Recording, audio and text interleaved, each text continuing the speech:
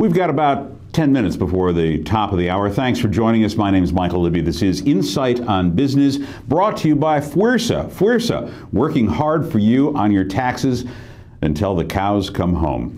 Thanks so very much for joining us. You know, it is a scary buying cycle. If you're in the business of retail, actually selling anything to anybody, it used to be a long time ago that you had complete control over your advertising message.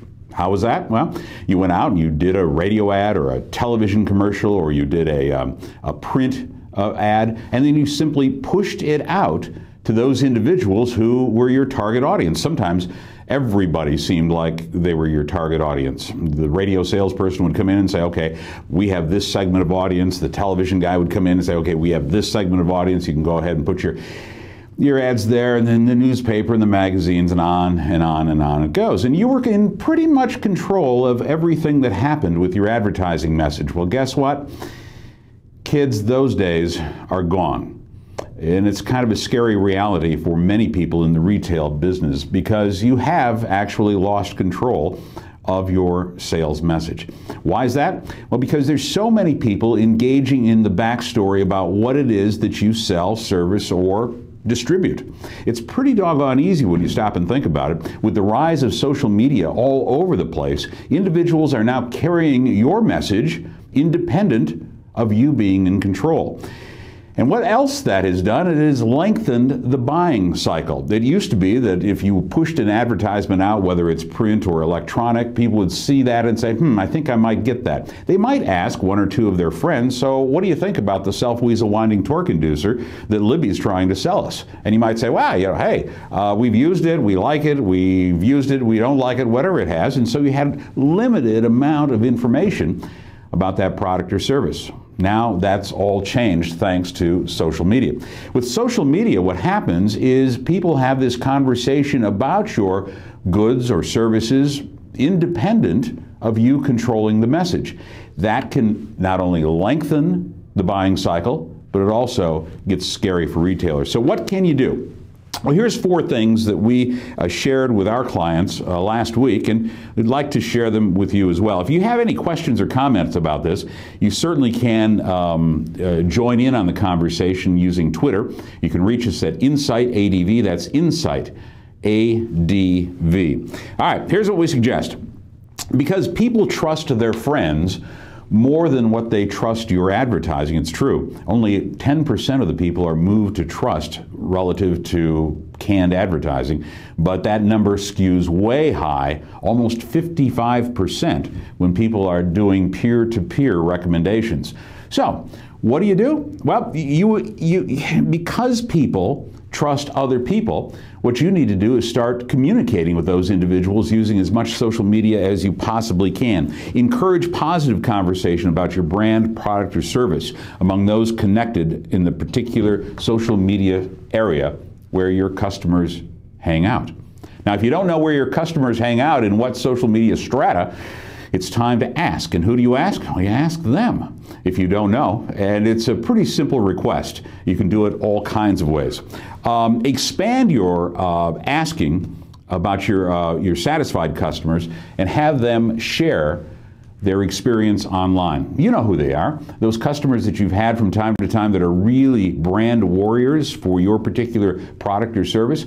Ask them to go ahead and share their buying experience with their friends. And you can do that, of course, if you've got a Facebook page, or if you're on Twitter, or they can comment on your blog, any number of things. If you're a restaurant, or you can ask for positive recommendations on Yelp. All of these kinds of things help push your brand outside of traditional market advertising. Hand them a card, maybe with a QR code on it, and that QR code then goes directly to the sites that you control for your social media. If you've got a brick and mortar store, expand your voice there with shelf tags and point of purchase items that explain where you can be found. All right? Give them the opportunity, even while they're shopping, to give positive comments on your whatever you're selling. You know, I was in a restaurant not too very long ago, and they had this really nice menu. It was all done in-house, and it was talking about how they valued their customers and all of these other types of things, but absolutely no indicator on that for me to comment with social media about how good their service was or how great their products were or anything else. So make sure that you have some kind of a point of purchase hint where people can go ahead and utilize that social media trend that you're particularly following. Also, be responsive. Answer those questions, kids. If somebody's got a question online, make sure that you respond to them. You know, even so much as to make sure that you return those phone calls from time to time when people have a comment or a question about whatever it is that you're selling, and then encourage people to do the same thing. Answer them online and offline. What do I mean by that? Well, let's say you've got a question about a service, or you've got a really nice boost about a product or service that you're doing. Somebody's saying something really nice about you. Don't limit that conversation just in the telephone call between the two of you. Go ahead and ask the customer if you can share that experience with others. Expand your base. That way, you not only build up a whole sense of friends on the social media side and on the new media side, but you're also building a reputation that you, in part, still control, much the way you did when you were utilizing traditional media. All right? There you go. That's the retail buying cycle, how it's expanded and what you can do to help control the movement. This past weekend, here in the Des Moines metro area, there was a grand opening. And this grand opening was absolutely wildly successful. And what are we talking about? Well, it was the 515 Brewing Company. And I'm going to show you a couple of images that were taken this weekend at the grand opening, and then share a little bit of the backstory, how this happened. Now remember, this is a privately owned small business. 4 guys got together, and they decided what they were going to do is open up a brew pub. Kind of the real big thing in this part of the country and all around the world, as a matter of fact, individuals making their own beers and then selling them out of a storefront or out of a club. Well, these are some photos. This is some crowd shot. Now listen, this is amazing.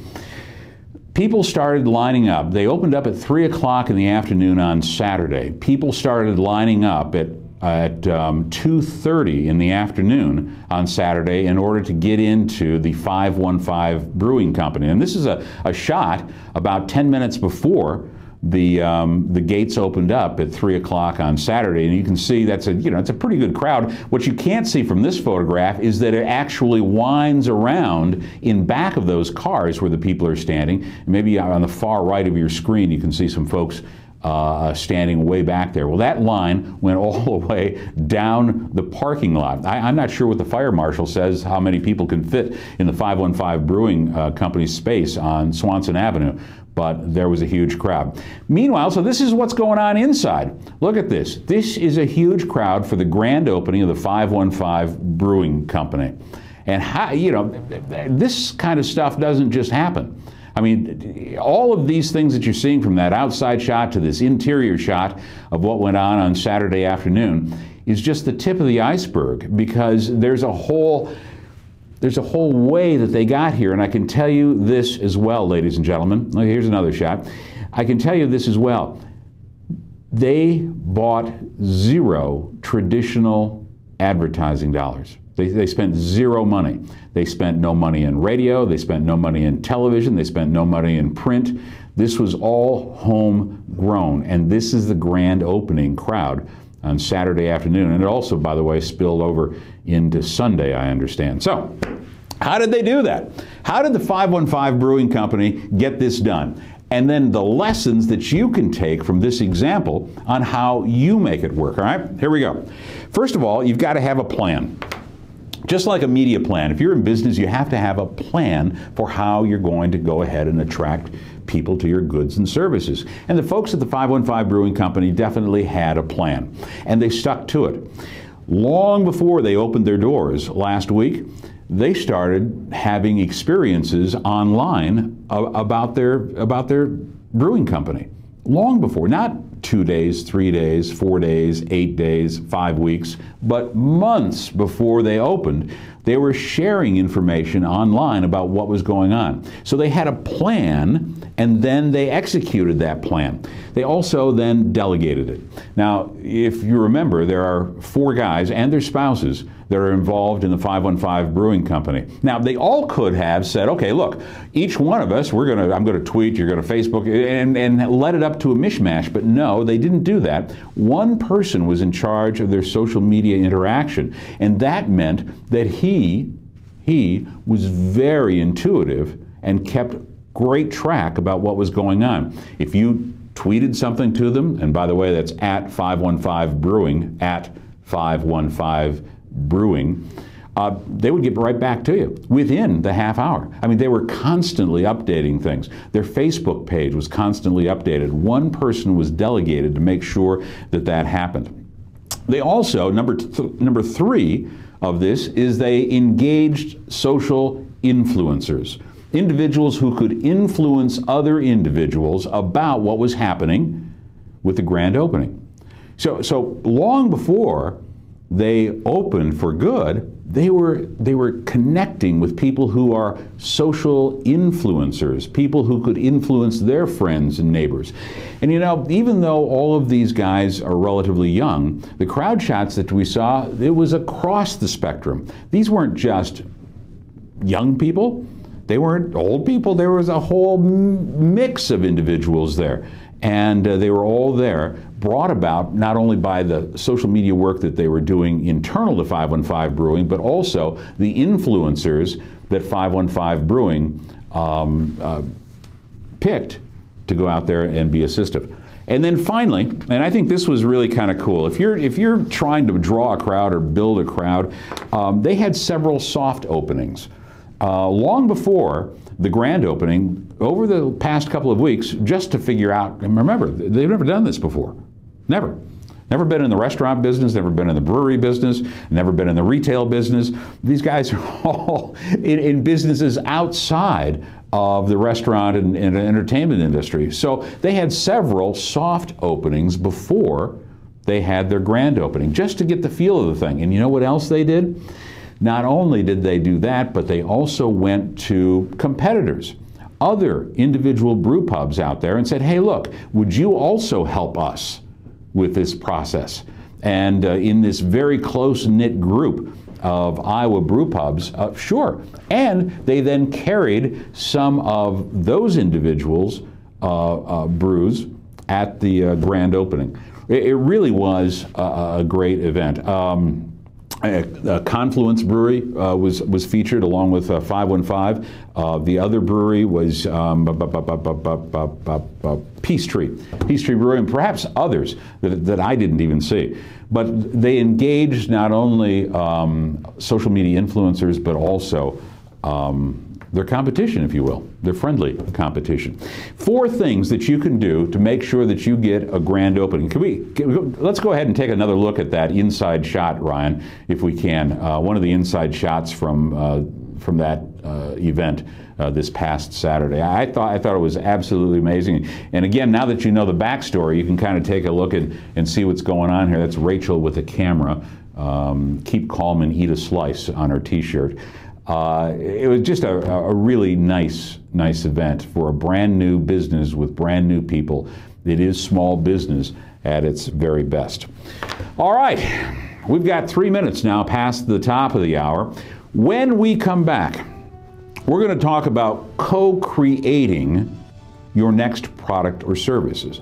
How do you co-create something? Also, we're going to take a look at repackaging. Why is repackaging so vitally important for your product or service? And how can you learn from what the Detroit automakers did several decades ago? All those stories and more. And our special guests coming up, Desmond Adams and Susan Judkins. We're going to be talking about the business side of politics. Those stories and more when we return. This is Insight on Business. My name is Michael Libby, and we're powered by Webcast One Live.